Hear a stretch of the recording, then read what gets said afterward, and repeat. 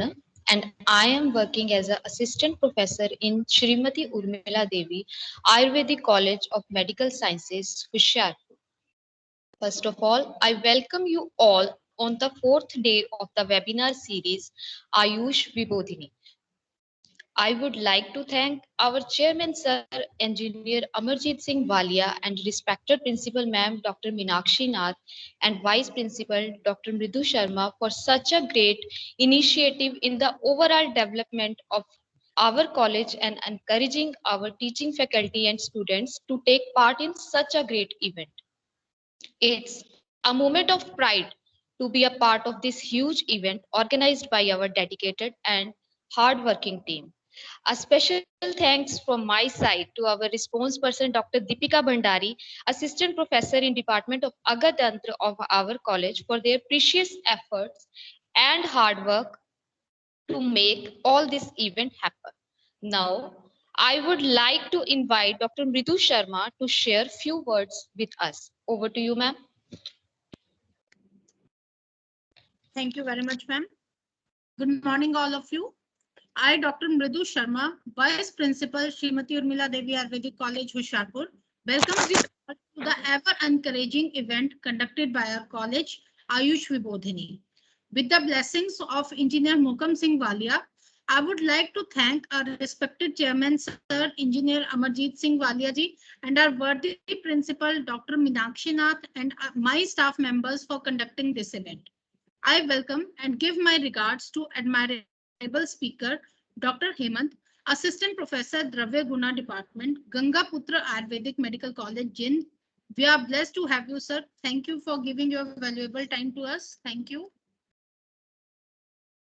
Now, I welcome our keynote speaker of the day, Dr. Hemant, Assistant Professor in Dravyagun Department in Gangaputra Ayurvedic Medical College, Jind, Haryana. My heartfelt thanks goes to you, sir, to accept our invitation in such a short notice and giving us a privilege to listen your views on the topic rejuvenated drugs and their applied aspects. Dr. Hemant is quite hardworking as they had done their UG from Sri Krishna Ayurvedic College in 2012 and PG from MMM Government Ayurvedic College, Udaipur in 2018. He published 4 papers in international journals and also have an experience of keynote speaker in 10 international seminars. Heartily welcome, sir. Over to you, sir. Thank you, ma'am.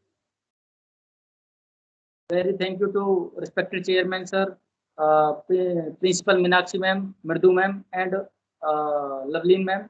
Thank for welcoming me. And ma'am, I am connecting with only second year students or भी students हैं यहाँ?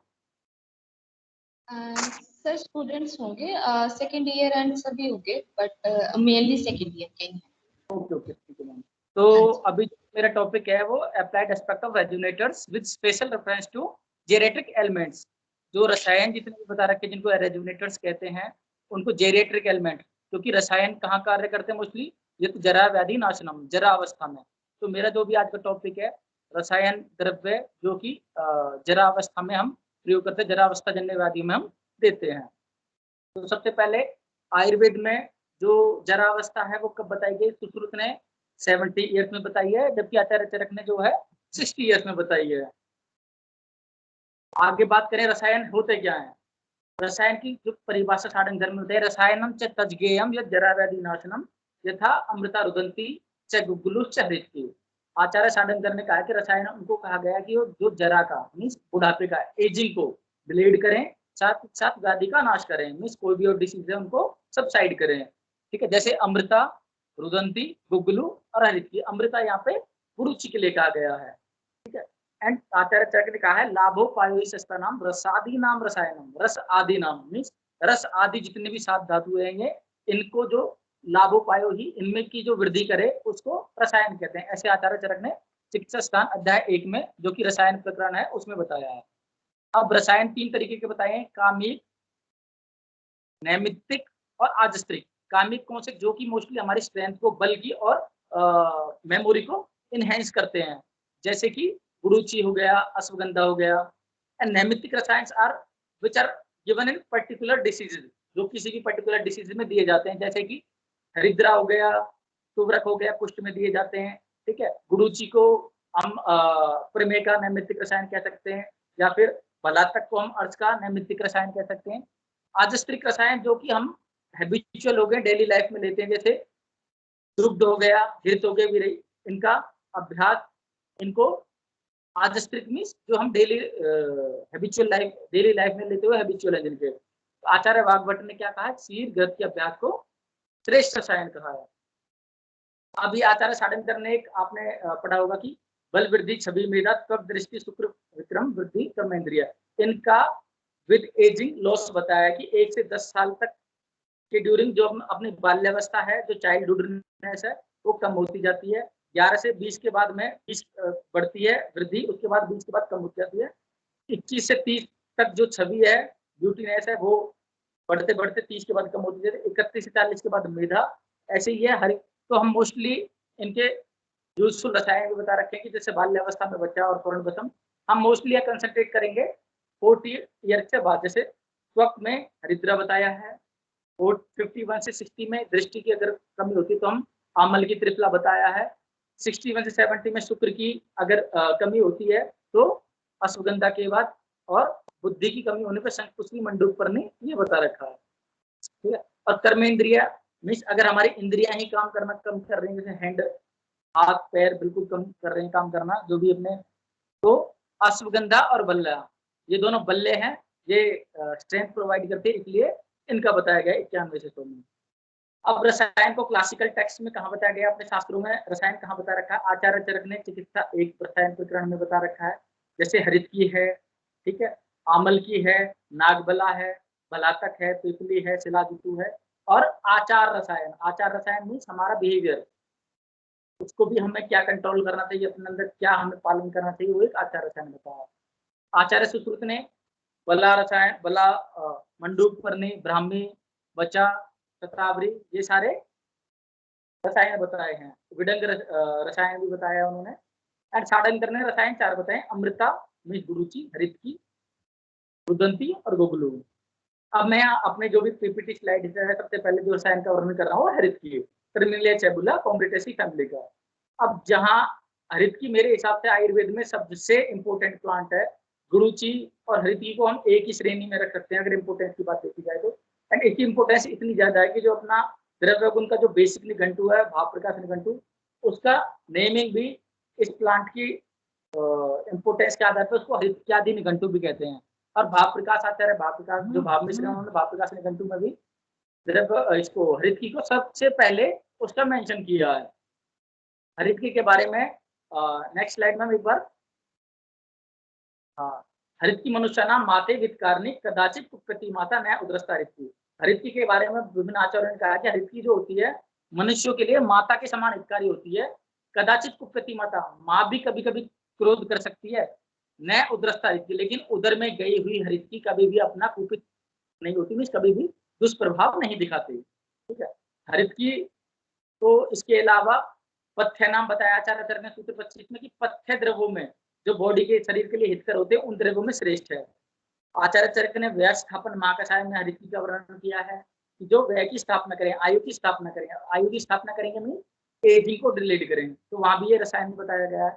इसके अलावा दंत भंजन, एक ageing के साथ साथ कई बार दांतों में दांत बजने लगते हैं, ठीक है, उसमें हरितकी के सूक्ष्म चूर्ण का प्रयोग बताया है। हरितकी का विभिन्न अनुपानों के साथ साथ उसका अलग अलग कर्म बता रखे, जैसे एरंड तेल के साथ मोस्टली संधिवात या वात व्याधियों में आचार्य सोडल ने बताया है, और गुड़ के साथ हरितकी आर्च में, शोथ में, विषम ज्वर में, इनमें गुड़ के साथ बता रखी है। इसके अलावा हरितकी के बारे में बता रखा है कि लवनेन कफमंती पित्तम हंती, आचार्य भाव मिश्र ने बताया है कि लवनेन कफमंती। अब पाचन संस्थान पर हरितकी का रोल देखिए कितना अच्छा है कि एक ही हरितकी है, केवल अनुपान बदलने से वो हर तरीके की अपने पाचन संस्थान के रोगों को ठीक कर रही है। जैसे चर्व्यता वर्धिता अग्नि, पेशिता मल शोधनी, पाचन संस्थान के रोग यहाँ कवर्ड हो रहे हैं कि चर्व्यता वर्धिता अग्नि, पेशिता मल शोधनी, कि चबाकर खाने पे हरितकी क्या कर रही है, अग्नि को प्रदीप्त कर रही है, बढ़ा रही है। ठीक है, पेशिता मल शोधनी, पीस कर खाने पे वही अग्नि क्या कर रही है, मल का शोधन कर रही है। त्विन्ना संग्राहिनी च, उबाल कर खाने पे वो संग्राही हो रही है, वो मल को रोक रही है। देखो वही हरित की अगर पीस के हम उसको दे रहे हैं तो मल का शोधन कर रही है, और वही सेम हरित की अगर हम उसको उबाल के खा रहे हैं तो मल को रोक रही है। एंड पथ्या भ्रष्टा प्रोक्ता त्रिदोषु, भून कर खाने पर, पथ्या में हरित के लिए कहा गया, हरित का पर्याय है पथ्या, भ्रष्टा में भून कर खाने पे प्रोक्ता कही गई है त्रिदोषु, तीनों दोषों का शमन करने वाले। तीनों दोषों का किस तरीके से शमन करती है अब ये पढ़ते हैं हम। लवनेन कफम हंति, कफ लवण के साथ प्रयोग करने पर इसकी कफ का शमन करती है। पित्तम हंति से शर्करा, शर्करा के साथ सेवन करने पर पित्त का शमन करती है। घृतेन वातजान रोगान सर्वान रोगान गुणान्वितान, घृत के साथ प्रयोग करने पर वात रोगों का, और गुड़ के साथ प्रयोग करने पर सभी रोगों का। जैसे मैंने बताया भी था कि अर्थ, शोथ, ठीक है, विषम ज्वर, गुड़ के साथ हरित की प्रयोग करने पर सभी रोगों का नाश करती है। ठीक है, आज हरित की हो गया, आमल की हो गया, विविध की हो गया, ये तीनों बहुत ही, अगर आप फर्स्ट ईयर में हो अभी तो इनको अच्छे से पढ़ोगे कि क्लासिकल अगर अप्लाइड एस्पेक्ट भी देखें तो ये ड्रग ऐसे हैं ये तीन कि इनका बहुत ज्यादा एस्पेक्ट है। केवल इन तीनों ड्रग की आपको अच्छी नॉलेज है तो आप किसी भी पेशेंट को ट्रीट कर सकते हैं। महाराष्ट्र में एक वैद्य है जिनकी 500 समथिंग की पर डे की ओपीडी है, हर्बल, मतलब उनके महाराष्ट्र में या कई राजस्थान गुजरात में, मेरे ख्याल से पंजाब और हरियाणा में नहीं है, लेकिन वहाँ एकल औषधि ओपीडी होती है, सिंगल ड्रग थेरेपी, तो वहाँ सिंगल ड्रग से ट्रीटमेंट करते हैं। तो वहाँ महाराष्ट्र में हरित की एक है वैद्य है जो कि 500 की ओपीडी देती, जो केवल त्रिफला में अपना रेशियो चेंज करके कि कभी आंवला की 50% डाल दिया, अगर पेशेंट को पित्त व्याधि ज्यादा है तो आंवला की बढ़ा के हरित के विविध की 25% डाल दिया, वात व्याधि ज्यादा है तो हरित की को 50% रख के बाकी, मतलब रेशियो चेंज करके, कफ व्याधि है तो विविध की का रेशियो ज्यादा करके बाकी को इक्वल रखे।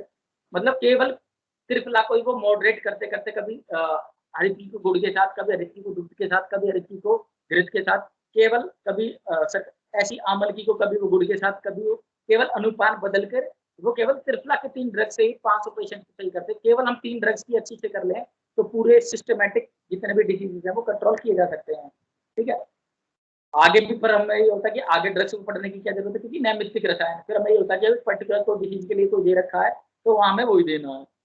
हर चीज के बाद बात करते हैं हम सर्पगंधा, रोवल के सर्पंटिना एपोसाइना की फैमिली का। अनिद्रा की और रक्त भार अधिक होता है किसी को, ये दोनों एजिंग में, ओल्ड पेशेंट में, ओल्ड एज पेशेंट में आपके दादा हो गए, घर में नाना हो गए, दादी नानी, इनमें बहुत ज्यादा देखने को मिलेगा कि उनको नींद 4 या 5 घंटे की रह जाती है, या ब्लड प्रेशर बहुत ज्यादा हाई होता है, या उनको मानसिक व्याधि में से होता है ना कि 60 के बाद छठिया जाने वाली, उनको मानसिक व्याधि में कहीं ना कहीं उनको एक चीजें भूलना, डिमेंशिया हो गया या अपस्मार हो गया, ये सब चीजें हो जाती है उनको। तो अनिद्रा, मानसिक रोगों में, उच्च रक्तचाप में, हाई ब्लड प्रेशर में, इंसोम्निया में, इनमें हम सर्पगंधा को प्रयोग करते हैं। इसके अंदर जो केमिकल कंपोजिशन होता है रेटरपिन और सर्पेंटिन, वो सीएनएस डिप्रेसेंट एक्टिविटी दिखाती है। नेक्स्ट इसके बाद है पाइपरलोंगम, दैट इज पाइपेसी फैमिली का पिपली।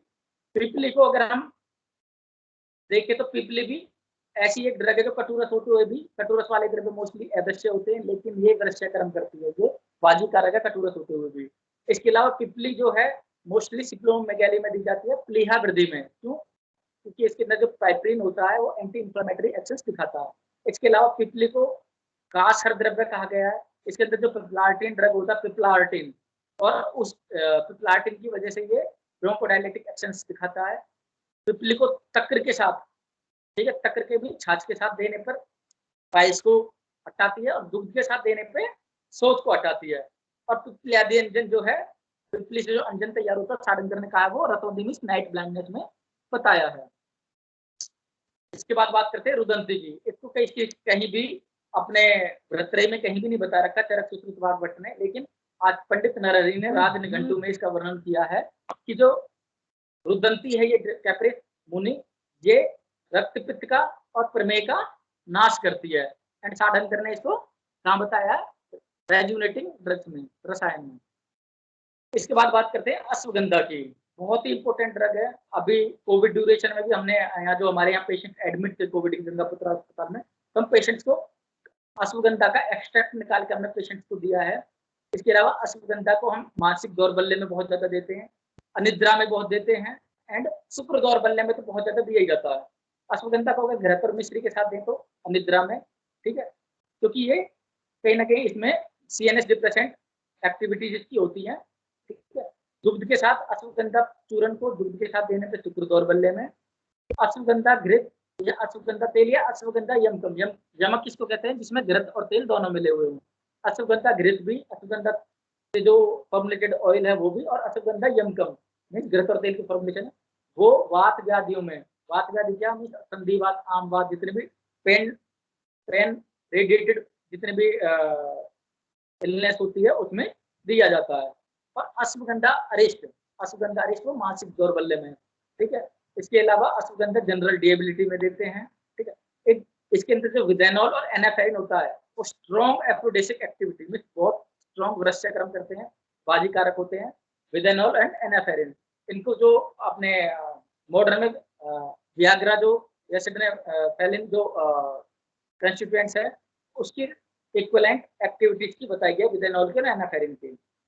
स्ट्रेसकॉम डाबर का बहुत ही कॉमनली यूज्ड ड्रग है जो कि एंजाइटी और इंसोम्निया में दिया जाता है। ये भी स्ट्रेसकॉम कुछ नहीं है, केवल अश्वगंधा एक्सट्रैक्ट के कैप्सूल है। इसके बाद बात की जाए गुग्गुलू की। कोई भी ऐसी वात व्याधि नहीं है जिसको गुग्गुलू हरा ना सके। ऐसा गुग्गुलू के बारे में कहा गया कि गुग्गुलू मेदो अनिवार्य, कि मेद में ओबेसिटी को और अनिल में वात को हराने वाले द्रव्यों में श्रेष्ठ है। गुग्गुलू की खासियत ये है कि जो नवीन गुग्गुलू है, बिल्कुल नया गुग्गुलू है, अभी जिसका निर्यात निकाला गया है, तो जब इसका निर्यात होता है वो वृश्य होता है, निष्पादिकारक होता है। पुराना जो गुग्गुलू होता है वो मेद को नाश करने वाला होता है। इसके अलावा गुग्गुल की जितनी भी कल्पनाएं होती हैं, चाहे वो केशोर गुग्गुलू हो, सिंहनाथ गुग्गुलू हो, ठीक है, सारी की सारी संधिवात, आमवात, ठीक है, इन जितने भी वातजन्य व्याधियां हैं उनमें और सोच को सबसाइड करते हैं। नेक्स्ट इसके बाद आता है अर्जुन। अर्जुन की शीरपाक जो होती है वो हृदय रोगों में, और अर्जुन का अगर जो त्वक चूर्ण है उसको हम दूध के साथ दें तो अस्थि भग्न में मीन्स ऑस्टियोपोरोसिस में बहुत ज्यादा दिया जाता है, ठीक है, फ्रैक्चर्स में या ऑस्टियोपोरोसिस में। इसमें मेरी थीसिस थी अर्जुन के ऊपर, तो मेरे पेशेंट्स को काफी अच्छा रिजल्ट मिला था। साथ ही साथ जो मुझे एक बहुत अच्छी चीज देखने को मिली थी, अर्जुन लेने वाले पेशेंट जो स्लीपिंग आवर्स थे बहुत इंक्रीज हुए थे। अर्जुन के अंदर एक अर्जुनाइन कंपोनेंट होता है जो कि ब्लड थिनर होता है, इसलिए एथेरोस्क्लेरोसिस या फिर अन्य हार्ट कार्डियक एलिमेंट्स में दिया जाता है। ब्लड थिनर मीन खून को ये पतला करता है, इसलिए जो भी हम रक्त धमनियों में अगर खून के थक्के जम जाते हैं तो तब हम अर्जुन का प्रयोग करते हैं। इसके अलावा अर्जुनिन एंड टेनाइन क्या होता है, ऑस्टियोब्लास्टिक एक्टिविटी दिखाते हैं, जिससे कि ऑस्टियोपोरोसिस में जो भी फ्रैक्चर होते हैं तो नई न्यू ऑस्टियोब्लास्टिक सेल बनने लगती हैं, नई ऑस्टियोसिक सेल बनने लगती हैं। अब बात की जाए वन ऑफ द मेरी नजर में जो सबसे श्रेष्ठ रसायन है गुडुचि, ठीक है, गिलोय के नाम से फेमस है। ये बहुत अच्छा सीजन है, हम गिलोय लगा सकते हैं। इस समय गिलोय बहुत ज्यादा है, तो मैं सभी स्टूडेंट को रिकमेंड करूंगा कि अपने फैमिली में अगर लोग इंट्रोड्यूस नहीं है गिलोय के बारे में तो उनको बताएं, उसका इसका यूज बताएं। गिलोय के बारे में कहा गया है कि गिलोय जो होती है ना त्रिफला के साथ, त्रिफला में आंवले की विजिट करेगी, इसके साथ नेत्र रोगों में, मधु के साथ गिलोय, मधु के साथ प्रेमी रोगों में, क्योंकि गुडुचि को तिक्त द्रव्यों में भी श्रेष्ठ कहा गया है, पंचतिक्त में भी बताया गया है। तो तिक्त रस जो होगा वो प्रमेय या डायबिटिक को ट्रीट करेगा। इसके अलावा गुडुचि से जो सिद्ध तेल होता है वो वात रक्त में, और गुडुचि से जो हम घनसत्व बनाते हैं, गुडुचि का जो एक्सट्रैक्ट होता है वो विषम ज्वर में। यही सबसे इंपॉर्टेंट है कि इसका जो बर्बेरिन होता है वो ग्लूकोज लेवल को डाउन करता है ब्लड में, इसलिए हाइपोग्लाइसेमिक एक्टिविटी दिखाता है और डायबिटीज को ट्रीट करता है। और इसके अंदर जो ग्लोइन होता है वो एंटीपायरेटिक एक्टिविटी दिखाता है। देन हम बात करेंगे भृंगराज की। सबको पता है भृंगराज सोरस या तेल होता है वो खाली तपालित में दिया जाता है, और भृंगराज सोरस अगर 1 मास तक सेवन करते हैं तो आचार्य चरक ने भागवत ने रसायन क्रम बताया है। इस रसायन क्रम में उसकी रेजुनेटिंग एक्टिविटी बता रखते कि हाँ भाई इसको अगर 1 मास तक लेंगे हम तो शतायु की प्राप्ति होती है, 100 साल तक जीते हैं। नेक्स्ट वन इज बलात्तक। ये एक ऐसा ड्रग है जो कि विष भी है, लेकिन इसको अगर शोधन करके लें तो इससे श्रेष्ठ और इससे ज्यादा पोटेंट ड्रग भी कोई नहीं है। बलात्तक तेल को दुग्ध के साथ 1 मास तक सेवन करने पर शतायु, लेकिन बलात्तक सेवन करते समय मैं इतना ही बताऊंगा कि इसको स्टिका चूर्ण में 1 वीक तक रखते हुए शुद्ध करना है। ऐसे अगर हम अशुद्ध बलात्तक का सेवन करेंगे तो क्या होगा, फफोले मुंह के अंदर, और जहाँ भी मुंह के अंदर छाले हो जाएंगे, त्वचा पे जहाँ भी इसका बलात्तक फल का जो भी दूध रहता है वो गिरा तो वहाँ फफोले पड़ जाते हैं। शुष्क अर्च की श्रेष्ठ औषध है बलात्तक। और आचार्य चरक ने चिकित्सा 4 में कहा है कि, आचार्य चरक ने चिकित्सा 2 में कहा है कि इस संसार में बलात्तक प्रकरण, रसायन प्रकरण है कि इस संसार में ऐसा कोई भी कफज रोग नहीं है और ऐसा किसी भी प्रकार का विबंध नहीं है जिसको बलात्तक से नहीं जीता जा सके। इसके अलावा बलात्तक कुष्ठग्निकर्म भी करता है। और आचार्य सुश्रुत ने बलात्तक को अर्थकर्म में बताया है कि यथा ही सर्वाणि कुष्ठानि हथ खदीर बीज को तथैव सर्वाणि अर्थांसी रक्षक अरुष्करो हते। अरुष्कर यहाँ किसके लिए कहा गया है? बलात्तक के लिए। तो जैसे सभी प्रकार के कुष्ठ रोगों को हथ खदीर बीज, खदीर और बीजक हटाते हैं विजयसार, ऐसे ही सभी प्रकार के अर्थ रोगों को वृक्षक मीस कुटज और अरुष्कर मीस बलात्तक ये ठीक करते हैं। अब इसके बाद बात करते हैं मुलेठी की।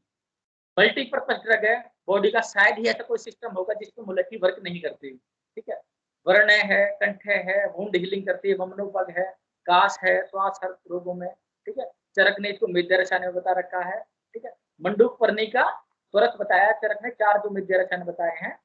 मेद्य रसायन में जो ब्रेन टॉनिक है, तो आचार्य चरक ने जब महाकषाय का वर्णन किया तो 11 महाकषायों में मुलेठी के वर्णन बताया। इसी से हमें पता चलता है कि ये कितना इंपोर्टेंट ड्रग है। वासा, वासा जो है अभी हमने कोविड ड्यूरेशन में 1-2 अश्वगंधा का हमने एक्सट्रैक्ट किया था। सेकंड जो हमने बनाया था पेशेंट्स के लिए वासा अवलेह, बहुत ही शानदार रिजल्ट मिले थे वासा अवलेह के। और वासा अवलेह को कॉमनली किसमें देते हैं हम? एपिस्टैक्सिस में एंड एज ए एक्सपेक्टोरेंट। श्वास रोगों में भी देते हैं, लेकिन रक्त पित्त की ये श्रेष्ठ औषध है। और एक्सपेक्टोरेंट, कभी भी बहुत ज्यादा कफिंग हो रही हो तो ये मल को, कफ को बढ़ा के ना म्यूकस को इंक्रीज करके एक्सपेल्ड आउट करता है, तो छेदन कर्म भी इसका होता है। वासा के अंदर जो वेसिसिन होता है उसके अंदर एपिनेफ्रिन जैसी ही म्यूकस एक्सपेलिंग एक्टिविटी दिखाते हैं। मतलब ये अपने जितने भी ब्रोंकियोल्स होता है इनको डायलेट करते हैं एंड म्यूकस को सील्ड आउट करता है, बाहर निकालता है। वासा के बारे में बताया गया कि वासा या विद्यमान आचार्य जीवित है रक्त पित्त सही कार्तिक किम अर्थम अवस्थित, कि जीवन की इच्छा रखने वाले की अगर वासा में आस्था है या वासा में उसका विश्वास है तो रक्त पित्त और क्षय और काश जैसे रोग भी उसका कुछ नहीं बिगाड़ सकती। ठीक है, ये इसका फ्लावर देख रहे हो, व्हाइट फ्लावर, फ्लावर से ही इसके बिल्कुल जैसे शेर का फुलो, सिंघम मूवी देखोगे जो अजय देवगन का स्टाइल था, बिल्कुल सिंहास्य, जैसे शेर के समान खुला हुआ मुंह, शेर के मुंह के समान इसका फूल, इसके 2 ओष्ठी होते हैं श्वेत वर्ण के, इसलिए इसका सिंहास्य भी एक क्रिया है। अब है नेक्स्ट विविध की। त्रिफला का जो एक सेकेंड ड्रग है वो है विविध की। रस असरग मास मैदान दोषान हंति विविध। रस असरग में रक्त मास मेद, रस रक्त मास मेद इनके भी दोषों को जो हरण करे उसको विविध की कहते हैं। क्वेश्चन वीर एम से पढ़ता आ गया है, इसको भी छेदन कर्म इसका श्वास हर महाकषाय में बताया गया, छेदन कर्म इसका बहुत अच्छा रहता है। ठीक है, और रक्त रक्त मास मेद। अब आप सोचो कि एक जो ड्रग है 4 धातुओं की दृष्टि को ठीक कर रही है तो उसकी इंपोर्टेंस कितनी ज्यादा है। तो विविध की रक्त से जितने भी होने वाले ज्वर हो गया, ठीक है, रक्त की जितने भी वाली है जैसे शोथ हो गया, मांस से जैसे स्फोल्य हो गया, ठीक है, मांस से जैसे गंडमाला हो गया, मेद से जैसे स्फोल्य हो गया, इन चारों रोगों को अकेली एक ड्रग ठीक कर रही है, वो है विविध की। इनकी जो दृष्टि होती है उनको विविध की ठीक करती है। लास्ट में हरितकी से शुरू करता हूँ मैं। अगर कोई भी मुझे प्लांट पढ़ाने हो बच्चों को तो और मैं आमलकी पे खत्म करता हूँ, क्योंकि इनके बीच में ही पूरा संसार है। आपको हरितकी, विविध की, आमल की, गिलोय, अश्वगंधा ये सारे आ गए, या त्रिकटु के 3 द्रव्य आ गए, पिपली चुंठी, तो आपने समझ लो आपको मेरे ख्याल से आप बहुत अच्छे वैद्य, आपको इनकी केवल युक्ति पूर्वक आपको इनका यूज करना आ गया तो आप बहुत अच्छे सिंगल ड्रग थेरेपिस्ट तो बन सकते हो, कि हाँ एकल औषधि का आपको बहुत अच्छा हो सकते हैं। हरित आमलकी के बारे में कहा गया कि हरितकी समम धातु फलम किंतु विशेषते रक्तमेघनम परम रसम रसायनम, कि हरितकी के समान ही आमलकी का फल होता है, लेकिन विशेषता क्या होता है? रक्तपित्त प्रमेघनम परम रसम रसायनम, रक्तपित्त का नाश करता है, प्रमेघन होता है, और परम रसम रसायनम, रसायन परम रसम होता है, वाजीकारक होता है, रसायन होता है। इसके अलावा प्रमेघनम और इसकी एक्टिविटी कैसे होती है कि आंवला स्वरस में अगर हम हल्दी को मिलाते हैं, आंवला स्वरस में हल्दी को मिलाते हैं तो प्रमेह रोग का नाश होता है। आंवला स्वरस केवल नेत्र रोगों का नाश करता है, चक्षुष्य केश से होता है, और विशिष्ट योग इसके च्यवनप्राश च्यवनप्राश हमने अभी कोविड ड्यूरेशन में च्यवनप्राश भी अपने पेशेंट्स के लिए बनाया था, तो वो तो आप सेकंड ईयर में सीखोगे भी। और मेरे ख्याल से एक बहुत अच्छा रेजुविनेटिंग ड्रग है च्यवनप्राश। केवल हम सर्दियों में च्यवनप्राश का सेवन करें तो भी कई जितने भी एलर्जिक या अपने जितने भी वायरल इन्फेक्शन होते हैं, इन्फ्लुएंजा होता है, उससे बचा जा सकता है। मैं आपको अगली 2-3 स्लाइड में आमलकी क्या कर सकता है उसके बारे में बताना चाहूंगा कि स्थौल्य पे भी आमलकी का कितना अच्छा रिजल्ट है। ये एक महाशय हैं, इनका वेट 100 kg है। देन केवल 4-5 महीने या 6 महीने शायद अमल की सेवन करते हुए, थोड़ी सी डाइटिंग, थोड़ा सा पंचकर्म में विरेचन का लेते हुए इन्होंने अपना वेट 30 किलो तक रिड्यूस करके अभी यहाँ 70 kg तक लेके आए हैं। एंड ये जो भी शख्स है ये और कोई नहीं है, मैं खुद हूँ। मैंने केवल आमल की सेवन से, थोड़ा विरेचन से, और अपना वेट एक टाइम मेरा 2017 में 100 kg पहुंच गया था। लेकिन देन मैंने विदिन 6 मंथ और within less than a year मैंने अपना वेट 10 kg धीरे धीरे कम करते करते करते करते मैंने 30 किलो तक अपना वेट रिड्यूस किया without any physical exercise and without going for, मतलब कोई बहुत ज्यादा हैवी डाइटिंग पे जाके या कोई फिजिकल जिम वगैरह किए बगैर ही मैंने केवल एंड केवल आमल की डेली सेवन से, कि खाना खाने के पहले एक आमल की खा लिया, रात को एक आमल की खा लिया। एंड जब आमल की का सीजन कब होता है, नवंबर से लेकर फरवरी तक। एंड जब नॉन सीजनल था तो मार्केट से लिया या फिर मैंने आमल की का जो मुरब्बा होता है वो खाया था। केवल आमल की का खोलने पर कितना अच्छा रिजल्ट है मैं आपको ये पीपीटी पे। एंड ना केवल ये, आज तक मुझे आमल की सेवन की वजह से अभी भी मेरे रूटीन लाइफ में है, मुझे कभी भी अभी तक चश्मे नहीं चढ़े, जबकि मेरे कई कलीग को चढ़ चुके हैं।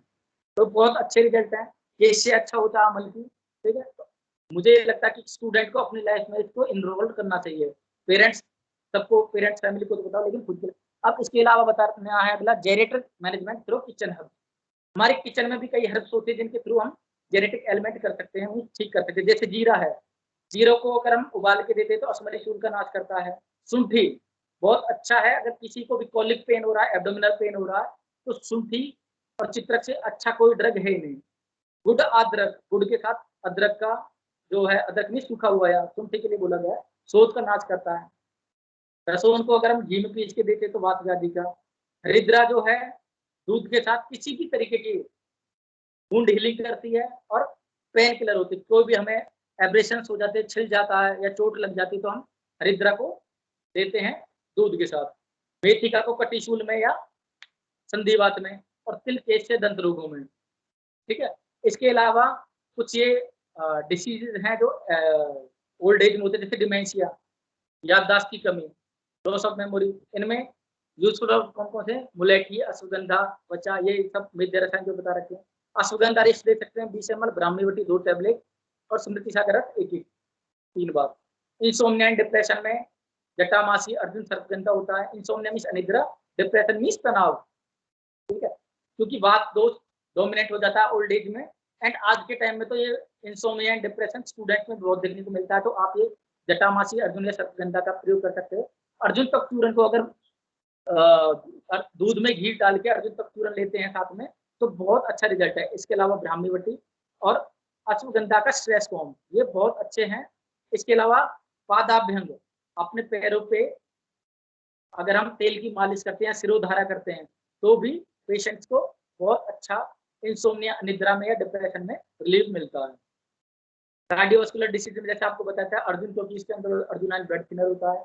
इसके अलावा नागबला का चूर्ण बताया है दूध के साथ।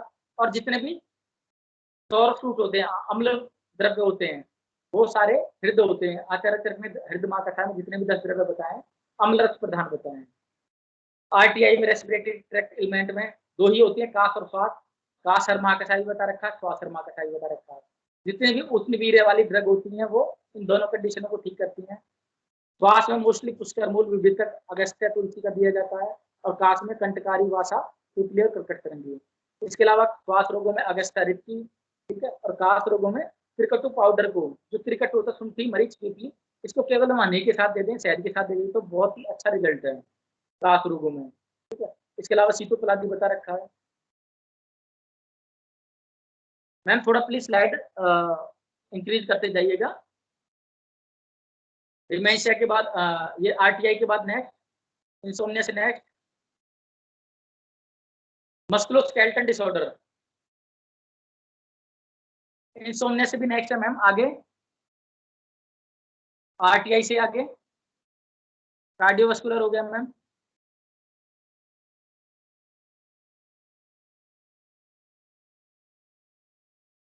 मस्कुलोस्केलेटल डिसऑर्डर, मस्कुलोस्केलेटल जितने भी वात ओल्ड एज में क्या प्रीडोमिनेंस ऑफ वात के कारण जितना भी होता है, हमें वात रोग ज्यादा होते हैं, जैसे संधिवात, वातरक, तो गुग्गलू और निर्गुंडी और एरंड, ये ऐसे 3 ड्रग हैं। खासकर इनमें से गुग्गलू की बताई रखा था मेदो अनिल हरा नाम, एरंड के लिए बता रखा था वृक्षवात हरा नाम, ठीक है, एंड निर्गुंडी को तो वात व्याधियों, वेदना और वात व्याधियों बताई रखा है। वातो नास्ति बिना रुजा, वात के बिना रुजा नहीं होती। एंड जितनी भी डिसीज है, चाहे संधिवात हो, चाहे अर्थराइटिस हो, चाहे आमवात हो, चाहे वातरक हो, इनमें वेदना कॉमन है। तो निर्गुंडी का इसलिए भी इंपॉर्टेंट रोल है क्योंकि वातो नास्ति बिना रुजा और निर्गुंडी वेदना स्थापक होता है। एंड गुग्गलू के लिए तो कह ही रखा मेदो अनिल हरा नाम, और एरंड के लिए कहा रखा कि वृक्षवात हरा नाम, दोनों ही वात का शमन करते हैं। इसके अलावा आजकल हम सल्लकी का बहुत ज्यादा प्रयोग करते हैं अर्थराइटिस में, बोसवेलिया नाम के कैप्सूल्स आते हैं जिनको देते हैं। अश्वगंधा से फॉर्मुलेटेड घृत बताया था हमने बात व्याधियों में, ठीक है। इसके अलावा एरंड तेल, सिंगनाथ गुग्गलू, केशर गुग्गलू, ये होते हैं। कॉन्स्टिपेशन ओल्ड एज पेशेंट में बहुत ज्यादा मिलती है क्योंकि हमारी जठराग्नि मंद हो जाती है, जठराग्नि मंद होने से हमें भोजन पचता नहीं है एंड कॉन्स्टिपेशन हो जाती है। इसको मैनेज करने के लिए हम हरित की भलातक का प्रयोग कर सकते हैं। अगर कॉन्स्टिपेशन लॉन्ग टर्म तक रहती है तो वो पाइल्स में उसका कॉम्प्लिकेटेड होकर पाइल्स बन जाती है, ठीक है। Piles can be non bleeding और कैन बी ब्लीडिंग। अगर ब्लीडिंग पाइल्स हो तो कोटाजनाक केसर का प्रयोग करते हैं, एंड नॉन ब्लीडिंग हो तो चित्रक या बलातक का प्रयोग करते हैं, ठीक है। और कॉन्स्टिपेशन को दूर करने के लिए, कॉन्स्टिपेशन इंड्यूस्ड पाइल्स को ट्रीट करने के लिए हम पिपली का तक्र के साथ प्रयोग कर सकते हैं, गुड़ूची का तक्र के साथ प्रयोग कर सकते हैं, रिक्की का गुड़ के साथ प्रयोग कर सकते हैं। इसके अलावा जो मैं अपने पेशेंट में मोस्टली रिकमेंड करता हूँ, जो नारियल होता है उसकी जो ऊपर का छिलका होता है उसको जला लो और उसको भून के उसकी जो राख होती है उसको दही के साथ देने पर पेशेंट को पाइल्स में काफी रिलीफ मिलता है, ठीक है। इसके अलावा अगर पाइल्स और डिटीरियोरेटेड हो गए, एनल प्रोलैप्स हो गया, गुद भ्रंश हो गया, तो हम चांगेरी ग्रस्त का प्रयोग करते हैं, या फिर पाइल्स की ही कंडीशन में अभ्यारिष्ट या तक्रारिष्ट का प्रयोग करते हैं। अदर एलिमेंट जैसे विजन इंपेयरमेंट होती है तो नाइट ब्लाइंडनेस, इनमें हम आमल की हरित का प्रयोग करते हैं, ठीक है, त्रिफला घृत का प्रयोग करते हैं। स्किन एलिमेंट में हम मोस्टली खद्दीर का प्रयोग करते हैं, या वर्णम आकाशाय के द्रव्य बता रखे हैं जो, या कंडू घनमा आकाशाय के द्रव्य बता रखे हैं जो बता रखे हैं। सालमली कंटक का लेप बताया, चंदन, एलोवेरा, हरिद्रा, ये सारे वर्णे बता रखे हैं। और खद्दीर, मंजिष्ठा, ये सारे स्किन कंडीशंस पे काम करने वाले बता रखे हैं। हेयर एलिमेंट में आमल की, भृंगराज ये बताया था। हाइपरटेंशन में मैंने बताया था जटामासी, अर्जुन और सर्पगंधा, ठीक है। पेन मैनेजमेंट में गुग्गलू, हरिद्रा, निर्गुंडी, ठीक है। अब ये कुछ डिसीज है डिमेंशिया में, जैसे संकुचनी ब्राह्मी। हाइपरटेंशन में अर्जुन, सर्पगंधा ले रहे हैं हम। कार्डियोवास्कुलर में हम अर्जुन या रिक्की, अर्जुन को ले रहे हैं क्योंकि वो मोस्टली ब्लड थिनर होता है, ठीक है। हाइपरटेंशन में अर्जुन को ले रहे हैं क्योंकि उसके अंदर जो अर्जुनाइन है वो इनका सर्पगंधा के अंदर जो रेसरपिन है वो सीएनएस डिप्रेसेंट होता है, ठीक है। रेस्पिरेटरी प्रॉब्लम में हम विविध की पिपली लेते हैं क्योंकि पिपलार्टिन क्या करता है, ब्रोंकोडायलेशन करता है। और रेस्पिरेटरी ट्रैक्ट में इसके अलावा वासा भी लेते हैं हम। मस्कुलोस्केलेटन में गुग्गलू, सुंठी। कॉन्स्टिपेशन में बलातक, हरित। इंसोम्निया में ब्राह्मी, सर्पगंधा। ब्लड विजन में आमल की, त्रिफला। एलोपेशिया या ग्रेंगोफेयर में भृंगराज। और जनरल डिएबिलिटी और वीकनेस में हम अश्वगंधा या बला लेते हैं। अब मैंने रसायन ही टॉपिक जो चुना, मैं उसके बारे में नेक्स्ट स्लाइड में, कि आयुर्वेद और एलोपैथिक 2 पर्सन है, ये अपने बारे में एक वो राय रख रहे हैं कि एलोपैथी वाला, आयुर्वेदिक वाला कह रहा है कि हमारे पास जो हर मेडिसिन है, तो एलोपैथिक के पास उसके एंटीबायोटिक है, लेकिन आयुर्वेद वाले कह रहे हैं हमारे पास कुछ हर मेडिसिन है, तो एलोपैथिक के पास एंटी फंगल, एंटीबैक्टीरियल है। लेकिन हमारी रसायन औषधियों के आगे बेचारा एलोपैथिक वाला भी हार मान के हाथ खड़ा करके चला गया, भाई तुम्हारे रसायन औषधियों का हमारे पास कोई नहीं है। रसायन प्रभावजन्य कर्म कहा गया है, जो प्रभावजन्य हो, जिसको हम किसी भी तरीके से रस विभाग के आधार पर डिफाइन नहीं कर सकते। पिपली कटुरस होते हुए भी विरस्य है, प्रभाव से है। या रसायन कर्म कौन से होते हैं, जो प्रभावजन्य होते हैं, रसायन द्रव्य और जो कि विचित्र प्रकार है, जिनके रस गुण वीर्य विपाक के आधार पर उनके कर्मों में विविधता देखने को मिलती है। अब इसके अलावा बेटा मैंने कुछ मिथ्स एंड फैक्ट्स की बात करूंगा जो आयुर्वेद में मोस्टली लोगों को होते हैं। खासकर आप लोगों का फर्स्ट ईयर मोस्टली लॉकडाउन में घर पे ही निकला है। आप आयुर्वेद को समझ भी नहीं पाए, आपको आयुर्वेद को लेकर कुछ ना कुछ विडंबना होगी, तो वो मैं दूर करने की कुछ स्लाइड की कोशिश करूंगा। आयुर्वेद को लेकर सबसे ज्यादा जो मिथ होता है कि वो स्लो इफेक्टिंग होते हैं, लेकिन सच है ये, क्योंकि हमारे आयुर्वेदिक क्या होते हैं सेलुलर लेवल एज वेल प्रकृति लेवल पे काम करते हैं। लेकिन स्टिल हमारे कई हर्बो मिनरल कंपाउंड है, जैसे पारद हो गया, स्वर्ण हो गया, रजत हो गया, ठीक है, जो बहुत ही क्विकली एक्शंस दिखाते हैं। इसके अलावा अस्थि श्रृंखला और गुगलू बहुत ही फास्ट एक्टिंग पेन किलर है, जैसे अपना डिक्लोफिनेक हो गया, उनसे भी। मेरा ऑस्टियोपोरोसिस में एक प्लांट अस्थि श्रृंखला भी था। मैम आपके यहाँ कैंपस में अस्थि श्रृंखला है? लवलीन मैम? हाँ जी सर, हाँ जी। हाँ, तो हड़जोड़ के नाम से भी कॉमनली इसको बोलते हैं।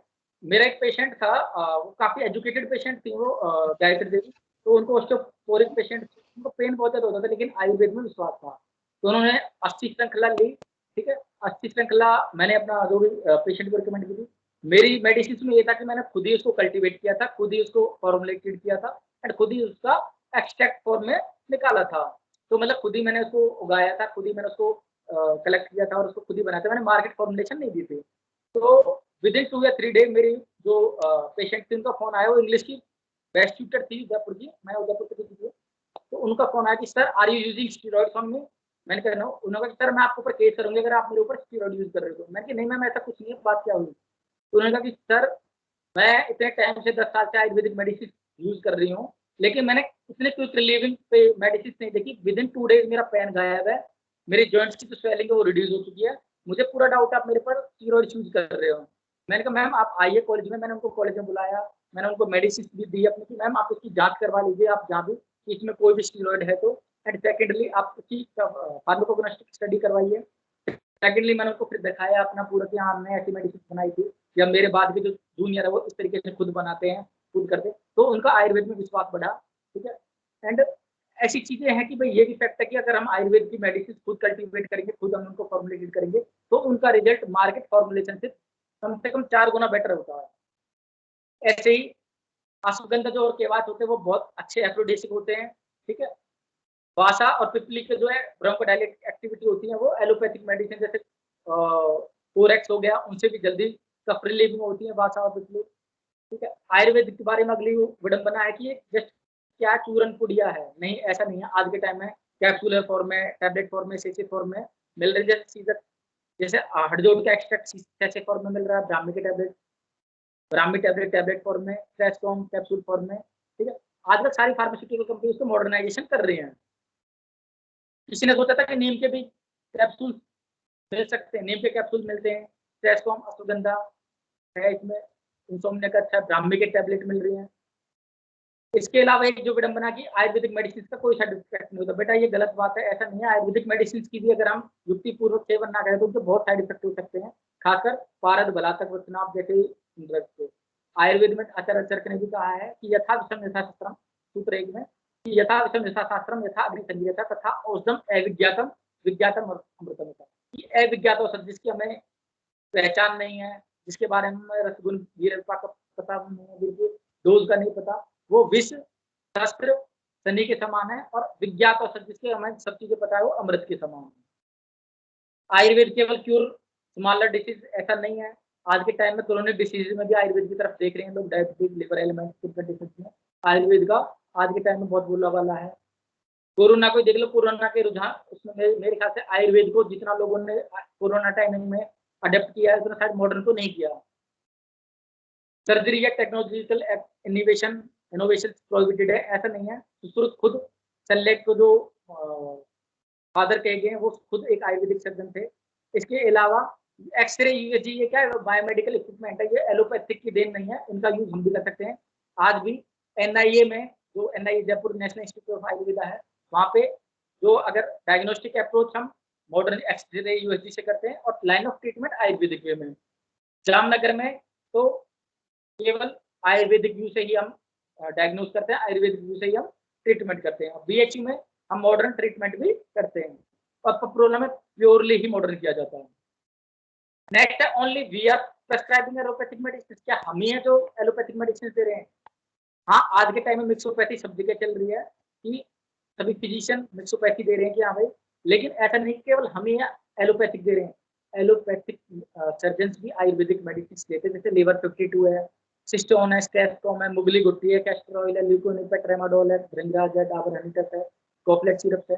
ये सब ऐसे जो एलोपैथिक सर्जन प्रिस्क्राइब कर रहे हैं और ये सारे के सारे आयुर्वेदिक ड्रग हैं। लीवर 52 है, बचपन में कई बार सुना होगा, मुगली गुट्टी, कॉपलेट सिरप, सिस्टोन है, ये सब आपने काफी सुने होंगे, देखे होंगे। मॉडर्न वाले आंख बंद करके इनको प्रिस्क्राइब कर रहे हैं एंड ये सारे आयुर्वेदिक ड्रग हैं।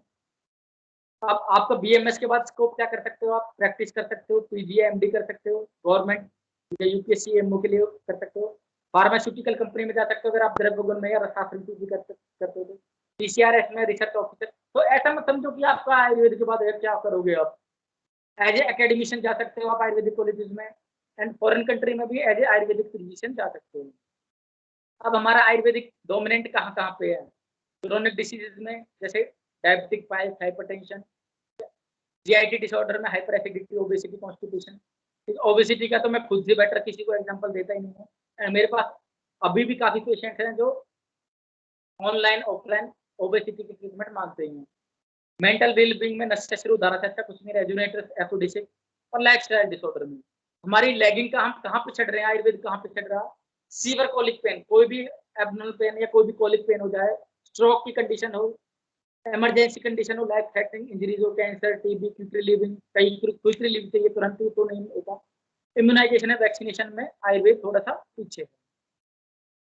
To be a good physician Ayurvedian आपको क्या आना चाहिए कि आपको वात पित्त कफ का इंटरप्रिटेशन होना चाहिए कि यहाँ पे वात पित्त कफ में वात प्रकृति का ज्ञान होना चाहिए, ठीक है। नाड़ी ज्ञान, योग ज्ञान होना चाहिए, नाड़ी विद्या का आपको नॉलेज होनी चाहिए, ठीक है। सेकंड इंपॉर्टेंट पॉइंट है knowledge of identification of medicinal herb as well as proper formulation and usages ये हो सकते हैं आयुर्वेद। अगर आपको कल्टीवेशन आ गया कि आयुर्वेदिक ड्रग की कल्टीवेशन आप अच्छे से कर लो, उनको अच्छे से आप फॉर्मुलेटेड कर लो, खुद बनाओ, खुद उसको तैयार करो और खुद आप पेशेंट को दो। मैं गारंटी से दे रहा हूँ कि जो आप डाबर की, बाबा रामदेव की, जितने भी और फार्मास्यूटिकल कंपनी की मेडिसिन है, उससे 10 टाइम बेटर रिजल्ट मिलेगा। आज हम कहते थे अरे यार हमने तो अर्जुन पाउडर लिया था एंड उससे तो कुछ भी नींद नहीं आई। अरे भाई अर्जुन पाउडर जो तुम मार्केट से लेते हो वो अडल्ट्रेटेड होता है, चाहे कितनी अच्छी कंपनी होता है, बाबा रामदेव होता है, डाबर होता है, हिमालय हो, वो आपको प्योर हर फॉर्म में देंगे ही नहीं। विश्वास उसी पे किया जा सकता है जो आपने खुद प्लांट से कलेक्ट किया हो, खुद उसको फॉर्मुलेटेड किया हो, खुद ही उसको प्रिजर्व किया हो, ठीक है। तो आप अपनी रुचि बनाइए इसमें, मैम की हेल्पिंग से, प्रसाद वाली मैम की हेल्प से आप फॉर्मुलेशन बनाइए, ठीक है। Third one is knowledge of panchakarma. Panchakarma एक ऐसा विषय है जो हमें एलोपैथिक से बिल्कुल डिफर करता है। अगर आपको वमन, विरेचन इनकी नॉलेज है तो आप बहुत अच्छा आयुर्वेदिक, तो आप 4th ईयर में, 3rd ईयर में देख जाके अपना सीख लें, नॉलेज लें। 2nd ईयर में आप पढ़े वमन विरेचन को अच्छे ढंग से, जरूर 15 चरक सूत्र 15 और 16 में है, ठीक है। जलोकरम, क्षारकरम, अग्निकरम, इनका पूरा स्वेदन करम, ये पूरा अग्नि स्वेदन अध्याय है, इन सबका पूरा अच्छे से पढ़ना चाहिए। नॉलेज ऑफ प्रॉपर निदान है, प्रॉपर चिकित्सा। अगर हमें प्रॉपर निदान करना आ गया, प्रॉपर चिकित्सा, निदान चिकित्सक मीन्स आपको पैथोलॉजी अच्छे से आ गई तो लाइन ऑफ ट्रीटमेंट आ गई। तो ये 2nd ईयर की इंपॉर्टेंस ही बता रहा है कि नाड़ी ज्ञान या निदान या योग ज्ञान ये क्या है, ये सारे पैथोलॉजी के सब्जेक्ट हैं। मेडिसिनल हर्ब की पहचान होना, ठीक है, और उनकी फॉर्मुलेशन करना, ये रसास्त्र द्रव्य गुण का पार्ट है, ठीक है। इसके अलावा अग्निकर्म, स्वेदनकर्म, वमन, विरेचन, ये सारा कहीं ना कहीं चरक सूत्र में आ रहा है, सूत्र 15 में। तो कहीं ना कहीं आपने 2nd ईयर के ये 4 सब्जेक्ट अच्छे से पढ़ लिए तो आप बहुत आगे निकल सकते हो। और 4th ईयर के 3rd ईयर के स्टूडेंट है उनसे मैं कहूँगा बेटा पंचकर्म को पढ़ने में बहुत आसान है, लेकिन सीखो अच्छे से। जो भी आपके यहाँ मैम है, मृदु मैम है, उनसे जितना आप गेन कर सकते हो करो। तो उम्मीद कर सकता हूँ कि मैंने बहुत ज्यादा आपको बोर नहीं किया एंड कुछ ना कुछ दिया होगा। एंड अगेन मृदु मैम, मीनाक्षी मैम एंड बाकी सबका बहुत बहुत धन्यवाद। आपने और बच्चों का बहुत बहुत धन्यवाद, आपने मुझे बहुत अच्छे से सुना एंड आप नींद में नहीं गए। Thank you ma'am. Thank you, sir. Any questions? If anyone is having any doubt or any query regarding this topic, please raise your hand. Students, any doubt?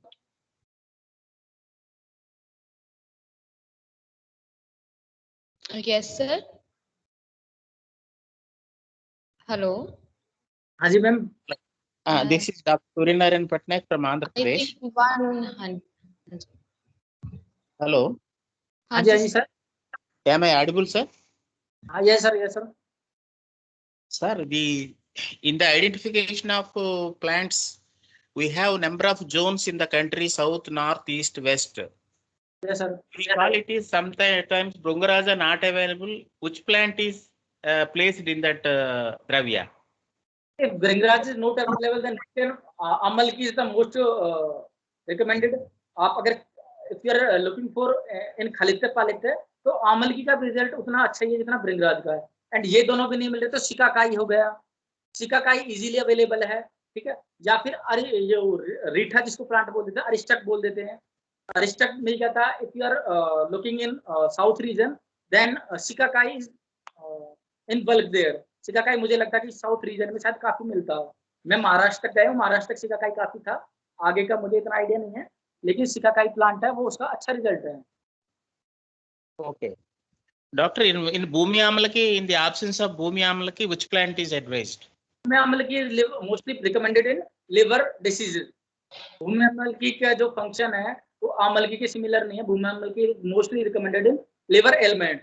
Amalaki is generally indicated in as a chakshushya for eye, for ears and as a rasayan. But Bhumi Amalaki is restricted to their liver ailment diseases. ये भूमि अम्लकी का जो काम है वो केवल liver ailments में है mostly. Okay. In the case of Carica papaya, now you are using in the rise of the platelets and other Rasadhatu diseases. And where is the same that fruit is not advised for the pregnant woman? What is the reason seriously? Sir, even I don't know, but maybe उसका जो प्रयोजांग है कहीं ना कहीं उसका ये ऐसा होगा कि जो उसके जो लीव्स है, उसकी जो पल्प है, उसकी जो बाहर की जो लेयर है, मे बी वो उसका प्रयोजांग या उसके अंदर कहीं ना कहीं उसके अंदर रिसर्चेस चल रही हैं, लेकिन उसके अंदर ऐसा क्या है कि उसके अंदर ऐसा क्या एंटीपायरेटिक या एंटीबायोटिक एक्टिविटीज है, ये सब निकल के नहीं आया है अभी। मैंने इस बारे में पढ़ा था, लेकिन मुझे उसमें कुछ भी ऐसा मिला नहीं। हाँ, कोई फार्मेसी वाले जो रहते हैं, जो रिसर्च कर रहे हैं, वो कहीं ना कहीं इसका आउटपुट निकल के आ सकता है। लेकिन हाँ, कहीं जो अपना पपीता है उसकी जो लीव्स का या उसकी उसकी स्किन है उसका क्या रोल है, इस बारे में कहीं ना कहीं इसकी फर्दर इन्वेस्टिगेशन करके फार्मास्यूटिकल स्टडी करके उसकी बता सकते हैं। Okay. Sir, one more doubt only. Balataka can be used in the malignancy cases? Balataka can be used in malignancy? Yes. Sir, Balataka is generally not indicated in malignancy cases, as it is already very potent drug, and we can't use such drug with such potency in life-threatening conditions. और हाँ, we can use alternatives. मतलब जितने भी हम cancer में हम जो भी ड्रग्स मोस्टली यूज करते हैं वो ऐसी होती है जो बल्ले होती हैं, जो बल का नाश ना करे, लेकिन बलातक बल का नाश करके क्योंकि बहुत तीक्ष्ण गुण वाली होती है। एंड हम मोस्टली इसमें रिकमेंडेड करते हैं अश्वगंधा को या फिर तुलसी को या फिर हरिद्रा को या फिर सदाबहार को, क्योंकि जिनके अंदर तीक्ष्ण गुण उतना तीव्र नहीं होता। तो तीक्ष्ण गुण के कारण बलातक को मैलिग्नेंसी में हमने कभी भी रिकमेंडेड नहीं किया। उदयपुर में कभी भी हमने मेरे एक कलीग ने किया था, तो सहदेवी एक प्लांट है वर्नोनिया सिनेरिया, वो उसको शार फॉर्म में या अपामार्ग को शार फॉर्म में या पलाश को शार फॉर्म में, इन तीनों का बहुत ज्यादा उसने अपने वो ट्रायल किया था malignancy. Okay, thank you, doctor. Thank you, sir. Thank you. Okay. Thank you, sir. Thank you so much, sir. Thanks once again for dedicating your precious time for the sake of our students. And thank you. Thanks a lot, sir. Thank you, ma'am. Welcome, and thanks to you, thanks to Madhu ma'am, thanks to Meenakshi ma'am, and thanks to your college management for inviting me, and thanks student for listening me, and again thank you, ma'am. Thank you, sir. Thank you so much. Our next lecture will be held on 10th August at 11 a.m. by Dr. Amit Mishra in the Department of Rasashastra. Thank you so much, sir.